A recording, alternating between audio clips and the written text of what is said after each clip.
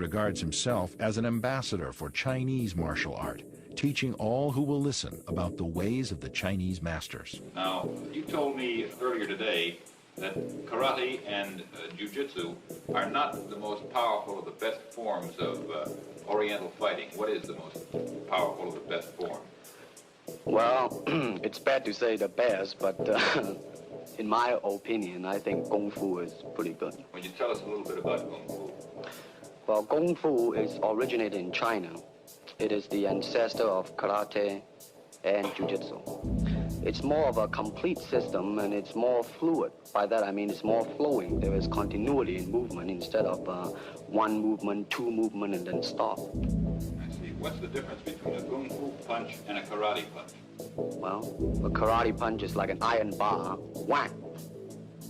A Kung Fu punch is like an iron chain with an iron ball attached to the end, and it go whang, and it hurt inside. Okay.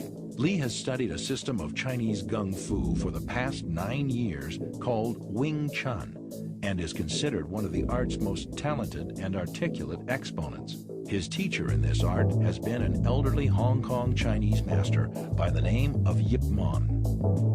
Despite his proficiency in this style of Gung Fu, his study of philosophy has caused him to question.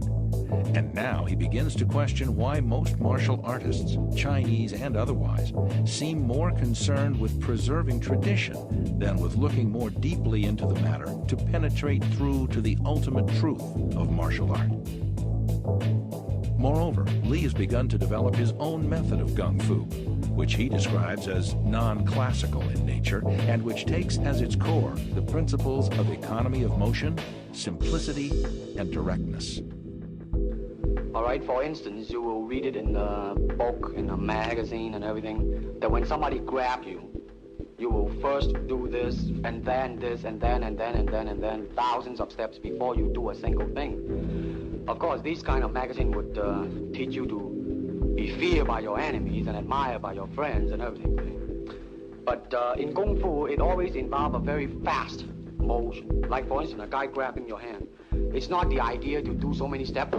Step him right on the instep. He'll let go. This is what we mean by simplicity. Same thing in striking and in everything. It has to be based on a very minimum motion so that everything would be directly expressed. One motion, and he's gone. Doing it gracefully, not to go, yelling and jumping all over him, but to do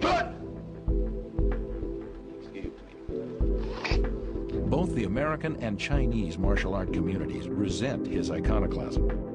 For such a young man to stand up against thousands of years of tradition and venerated authority is considered a direct threat to the status quo and its entrenched power base.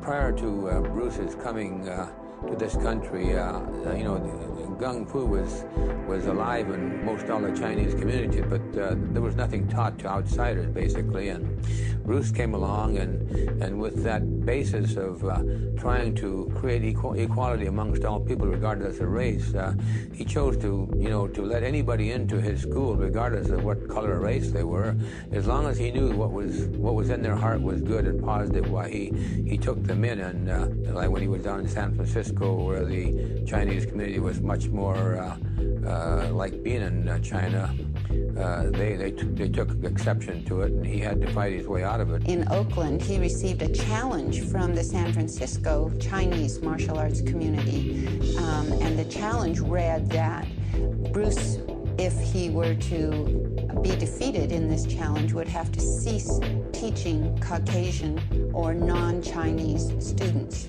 And the Chinese martial artist came over from San Francisco to Bruce's studio in Oakland, and a very formal challenge took place. I was present there. In fact, I was 8 months pregnant with Brandon, and James Lee was there.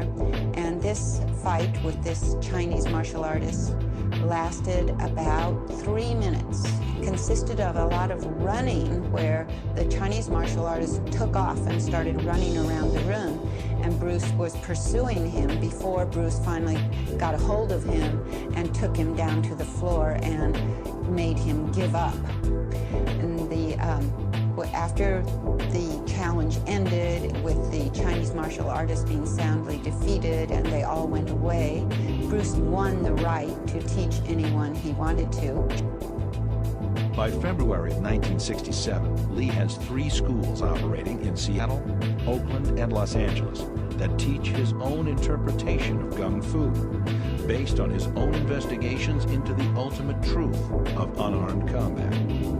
However, by now the young man is openly critical of the traditions and limitations he sees as inherent in the martial arts as they're currently being practiced in America. He believes they lack a solid grounding in reality, consisting of rehearsed self-defense routines that are employed in predictable and patternized rhythms. He notes that real combat is spontaneous, not rehearsed, and is made up of irregular or broken rhythm that a martial artist cannot anticipate, only respond to. Even the championship karate tournaments of the era are non-contact affairs, settled not on knockouts, but on an accumulation of points awarded for blows that never touch an opponent. A victory is determined by a team of judges who conclude which combatant would probably have hurt the other combatant the most had contact been allowed. Lee has no use for such styles of pseudo-fighting, which he calls organized despair and dry land swimming. Lee's criticism of the arts can be attributed in part to his background in Hong Kong, which consisted not of non-contact karate tournaments, but full-contact street fights and challenge matches fought on Hong Kong rooftops. When not fighting against proponents of different styles of Gung Fu on rooftops, Lee had also fought frequently against opponents who had been armed with knives and chains. In such real-world encounters, referees and judges were not necessary.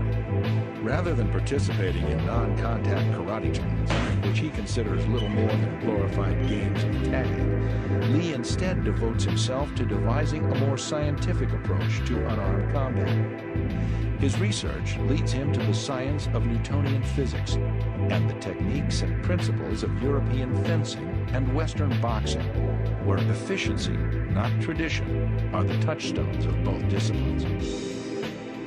Lee's research causes him to understand that the only litmus test of a combative technique's worth is whether or not it can be landed effectively on an opponent. Anything that's ornamental is discarded from his style. He retains only those techniques that he himself has determined to be practical in real self-defense situations. Lee is the first martial artist in North America, if not the world, to have his students don boxing gloves, headgear, and body protectors and spar all out. Nothing is rehearsed, no punches are pulled, and full contact, reality-based martial art is the order of the day. In 1967, Lee introduces the concept of full contact sparring at the International Karate Tournament in Long Beach, California.